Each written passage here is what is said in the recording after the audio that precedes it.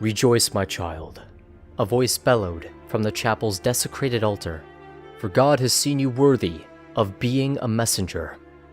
A boy, his gaze obscured beneath a strand of cloth, forced himself to rise before the man masquerading as a monster. Blood was pouring from his eyes and ran down the length of his face. However, this was not on account of a wound sustained in the heat of battle, or a disease unfamiliar to all. This boy had seen the underside of the world, the abyss which few could withstand, and stared into it without so much as a blink.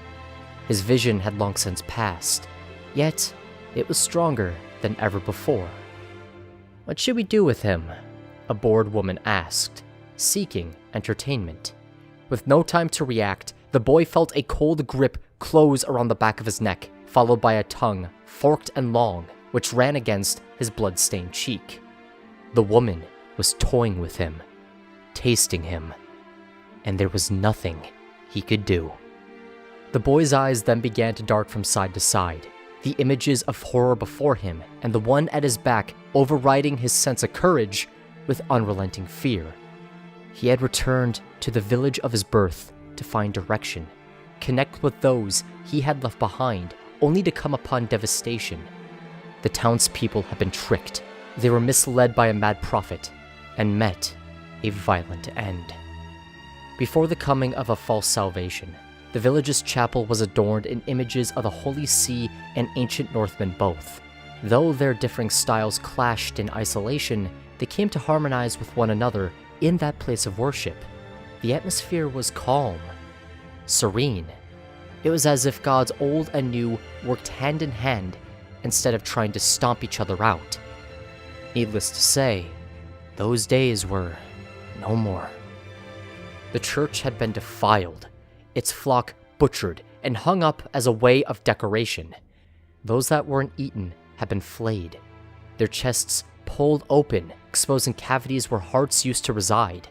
Such a display of barbarism, the violence was utterly senseless and devoid of meaning. Desperately, the boy began to struggle, break free of the woman's grasp as his fear gave way to anguished hate.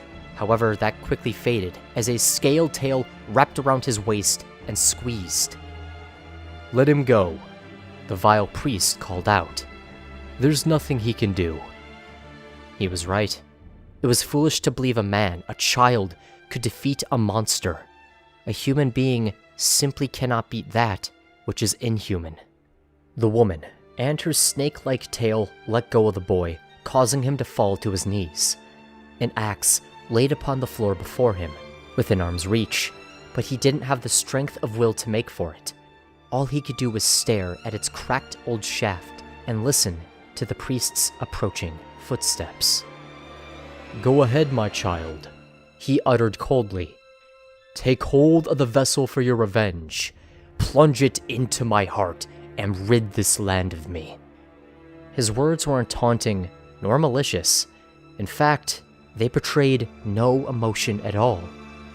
The boy was beneath his notice, for he didn't and would never come to matter. He may have stared into that void, but fate itself decreed nothing would come of it. God's plan had been set into motion. A coming confrontation was on the horizon, but this child would play no part. The boy grit his teeth as his body began to tremble. He was powerless. By every god old and new, he understood that. Yet he wanted to do something. Anything. He had to make the doctor's sacrifice worth something.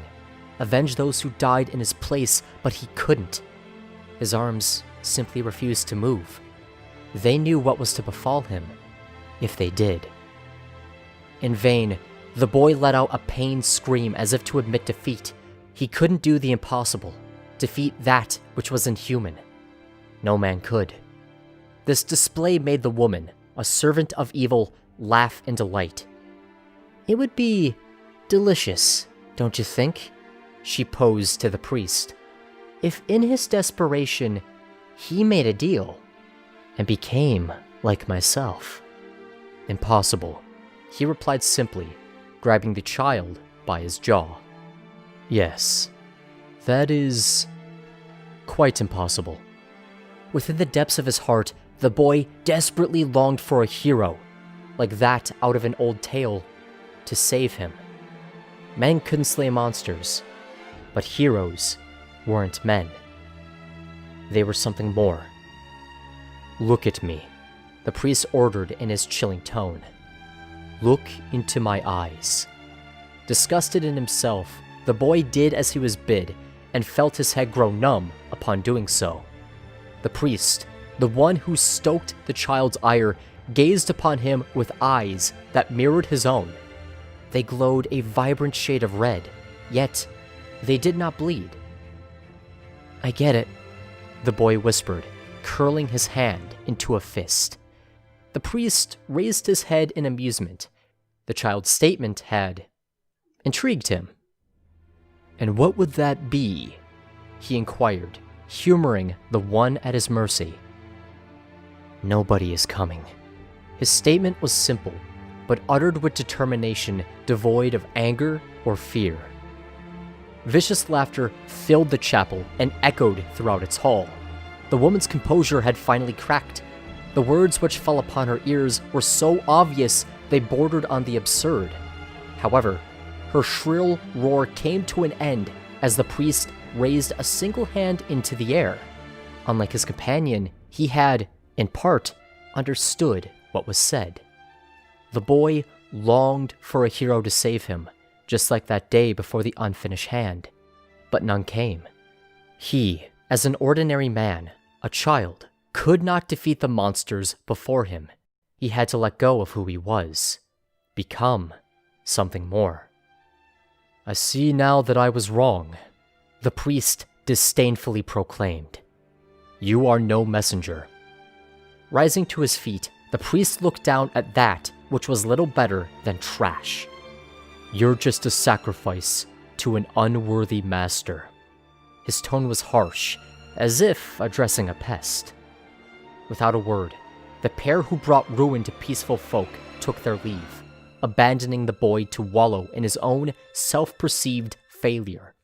However, something compelled the priest to look back as he stepped through the chapel's arched threshold.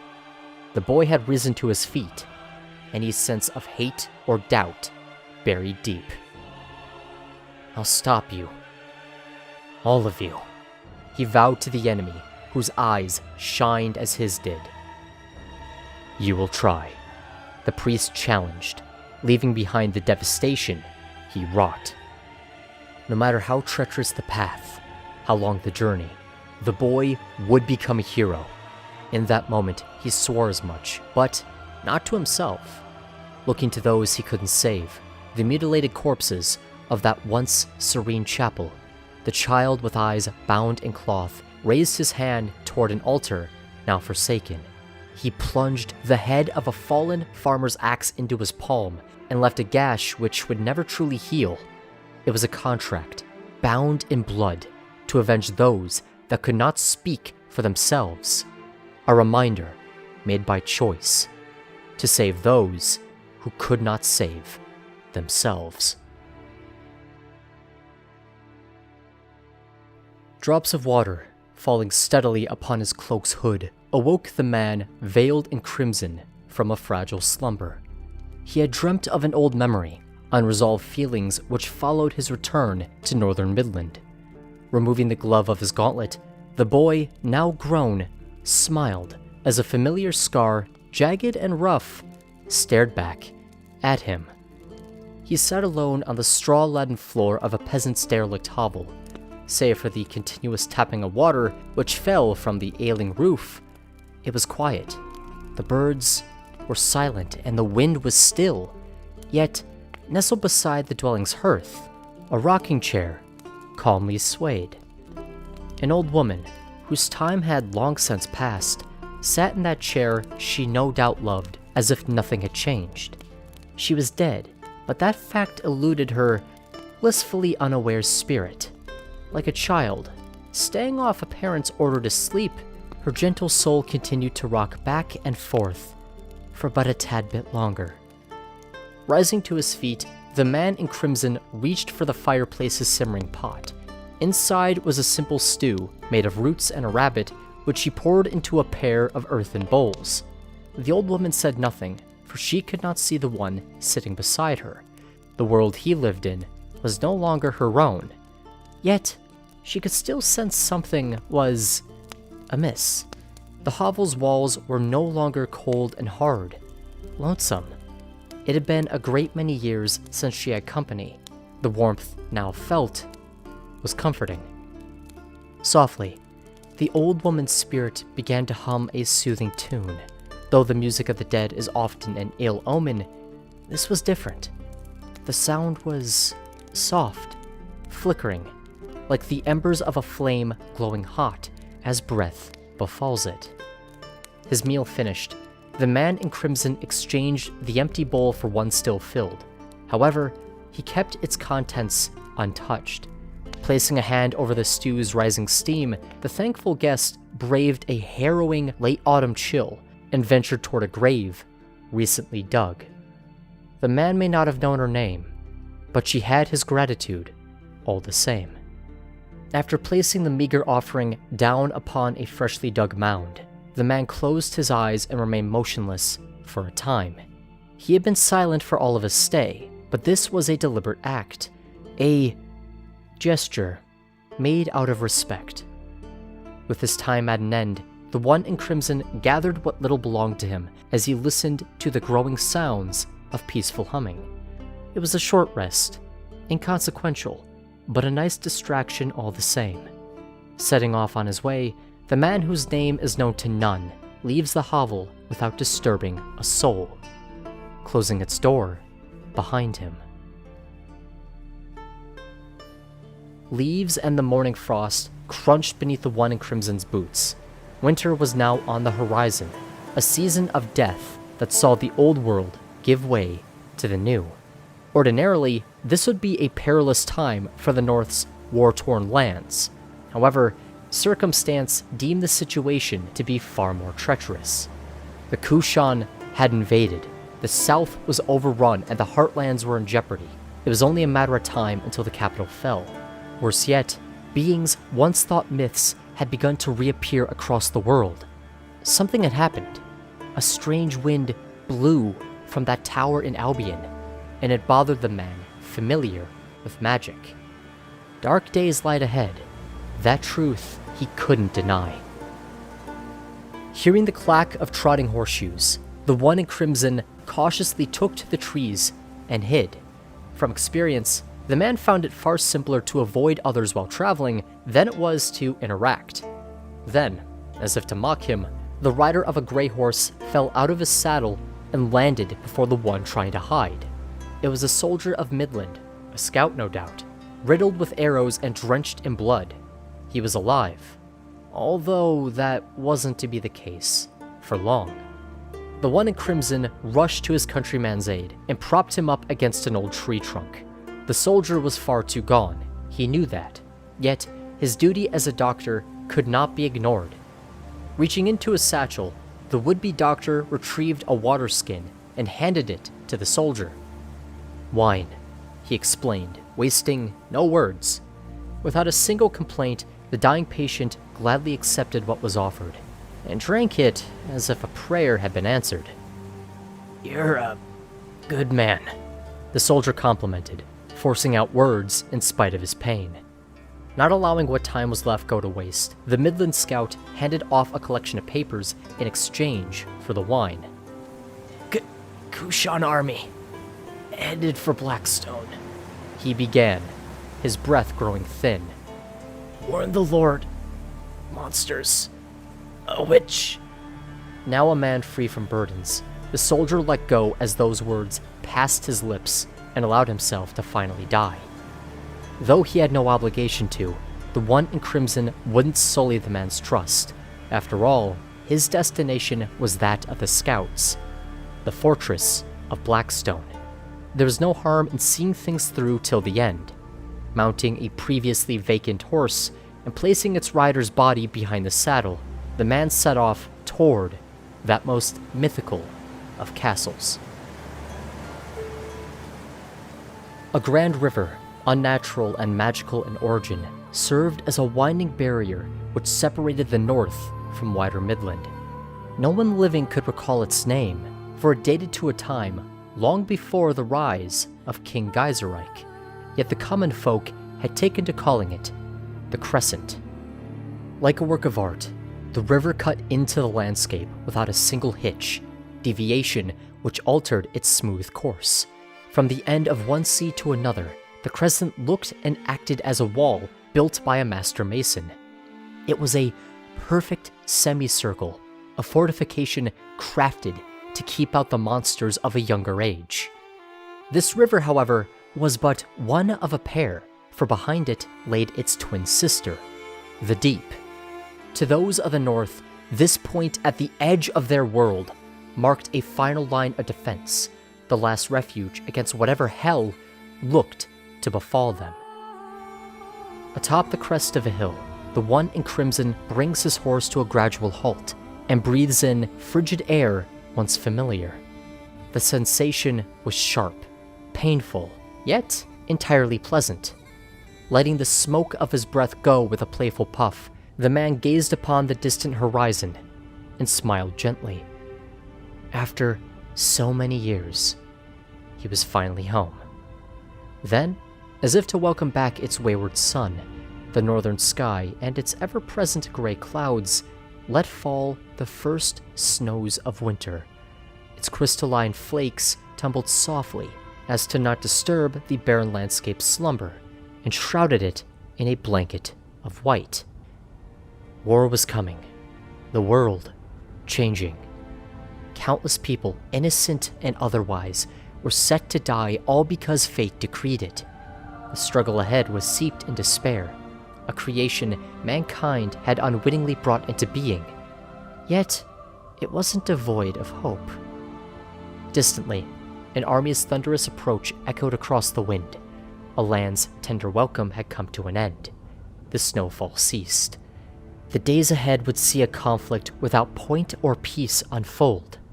It would be an inconsequential thing, bring no change to the world, but perhaps that didn't matter. I wonder what they're like, the one in crimson posed to his horse. The people I'm yet to meet. The gray stallion snorted, satisfied with its new rider. Sorry, that was a silly question, he admitted with a pat. They'll be just fine. On the horizon sat the far-off fortress of Blackstone, its silhouette looming over the land with an ominous shadow. Tightening his hands around the reins, the man lonesome in his quest set off once more, uttering aloud a single thought before growing silent. They just need a reminder. The land around the rider grew harsh and black as he pushed toward his destination. Battle had left it scarred. However, the devastation was brought about by another culprit. For a reason the one in crimson couldn't yet figure out, the forest which once stood where he rode had been removed. Its land was salted, every tree cut down to the stump, and it seemed deliberate. This action wasn't taken out of desperation, so why was it done? With that question fresh in his mind, it didn't take long for the rider to find his answer. Holding on to a hint of apprehension, as well as his horse's reins a bit firmer than before, the one in crimson approached a sight that would chill any invader to their core. A Kushan soldier, from groin to mouth, had been impaled upon a tall wooden stake. His death was no doubt slow and exceedingly painful. However, that would have most likely been the point.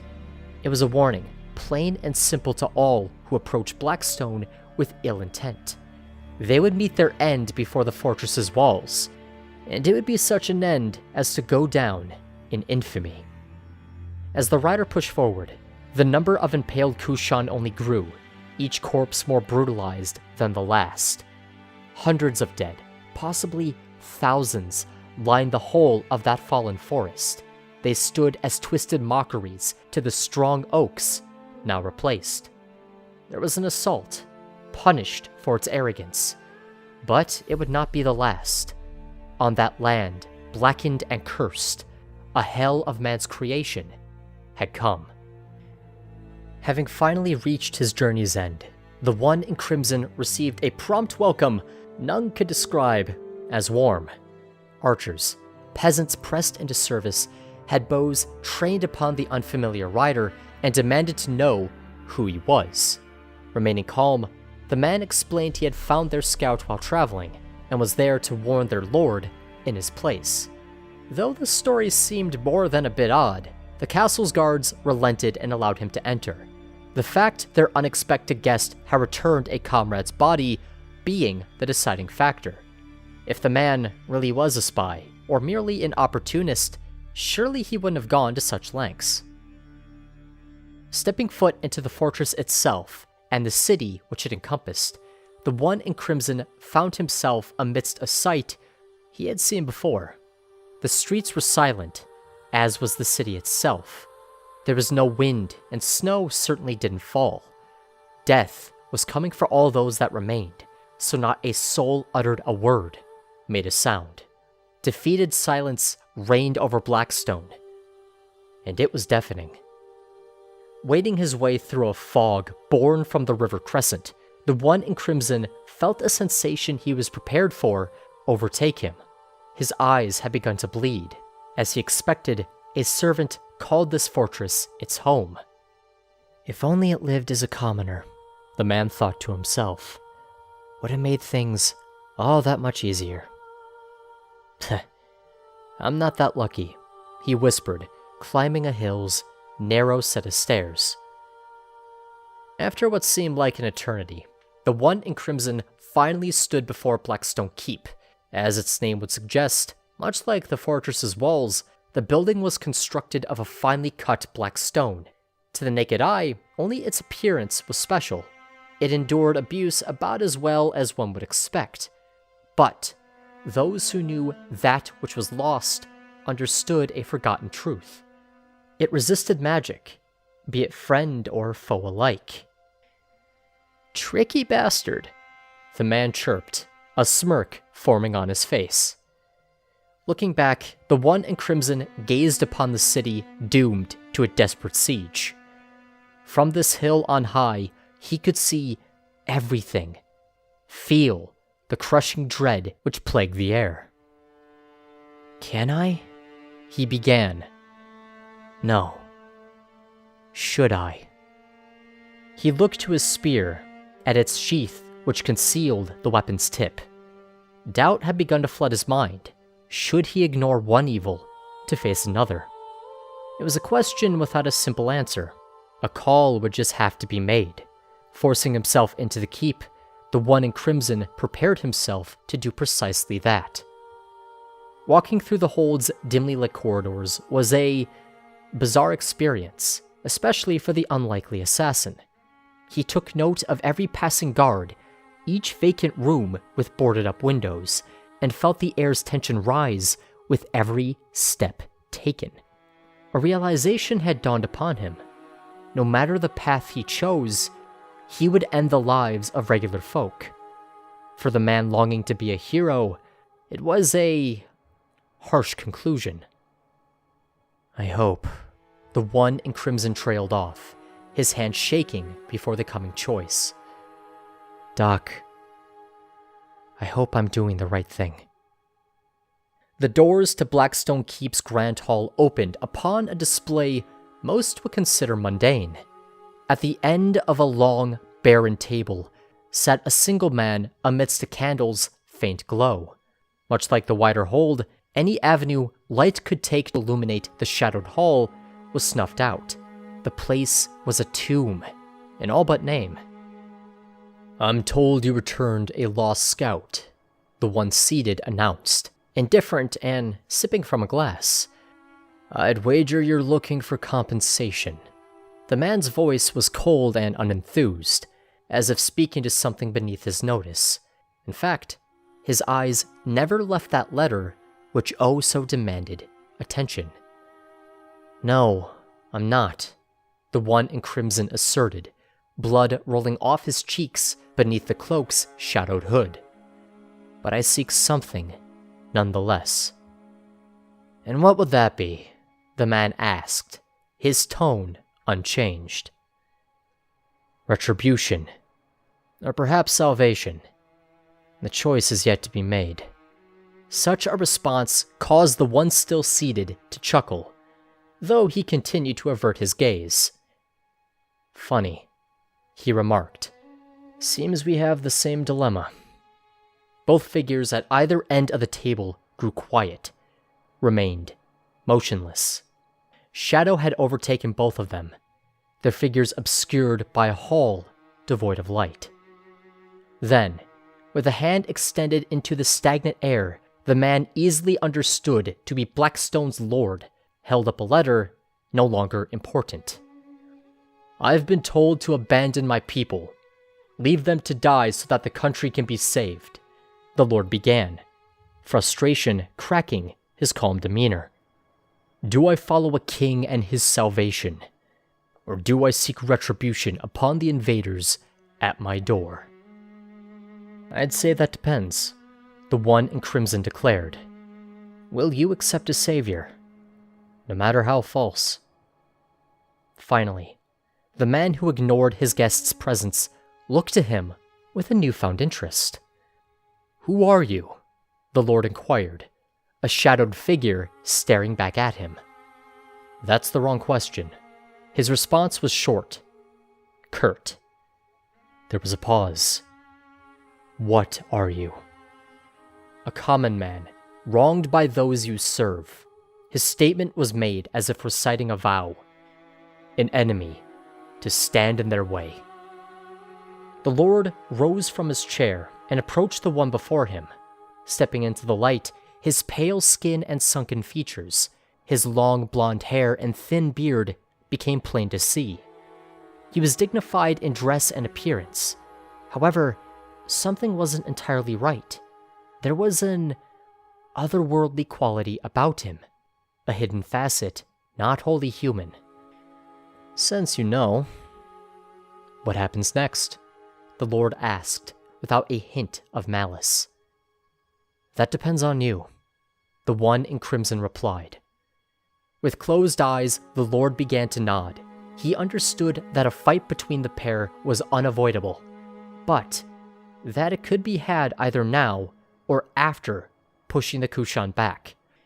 The one before him had an odd sense of honor, different from a knight's, yet wholly sincere. It reminded him of someone from a time long since past.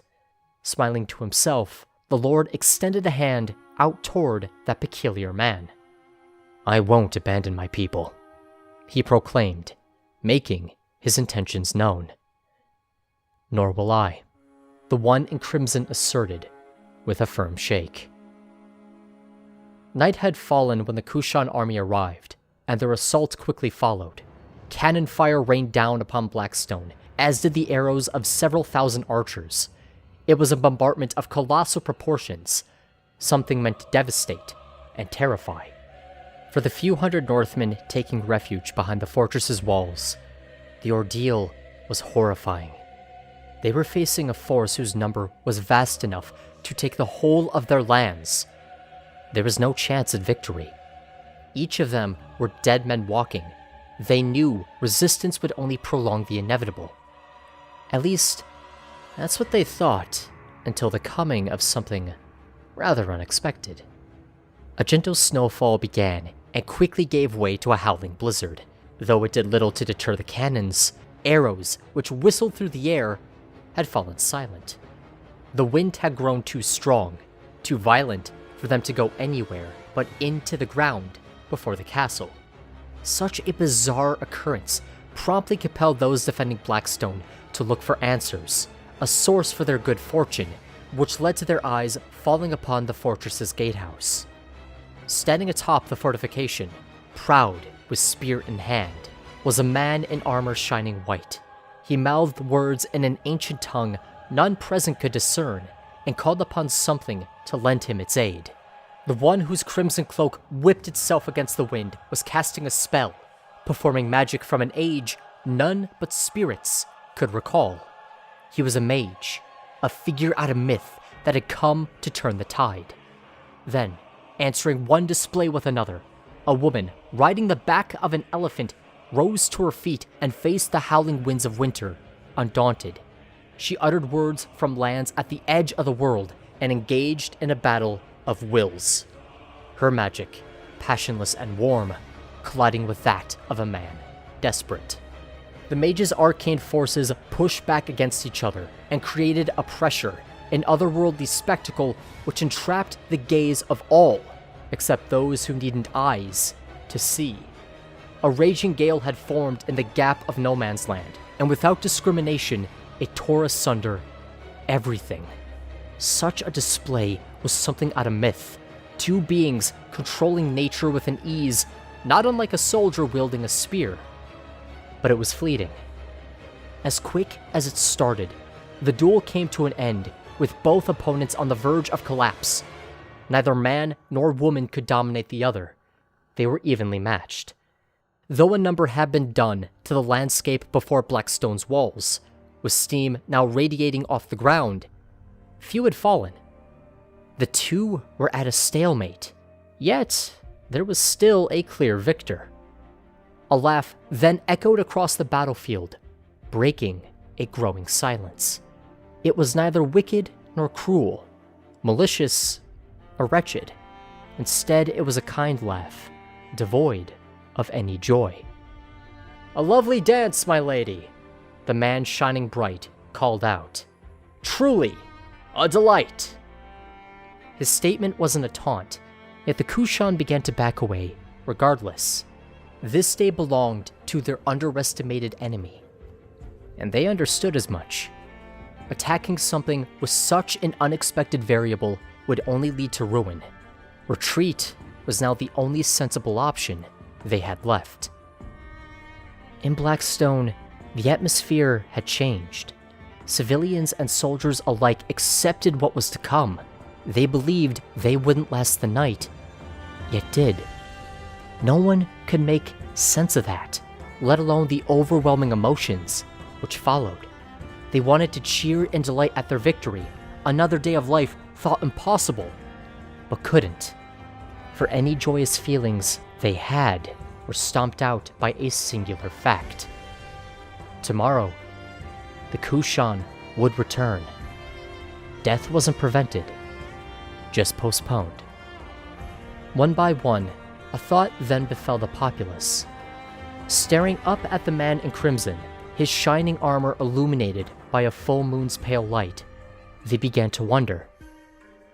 What would happen if he did that again? What if he kept winning? A long siege laid before the people of Blackstone. The struggle ahead was steeped in despair, but they were no longer without hope. As a new day dawned, a faint life returned to that city, once defeated. Someone had come none could call a man. Valiant, kind, but far too strange. Indeed, he was a hero, doomed from the start.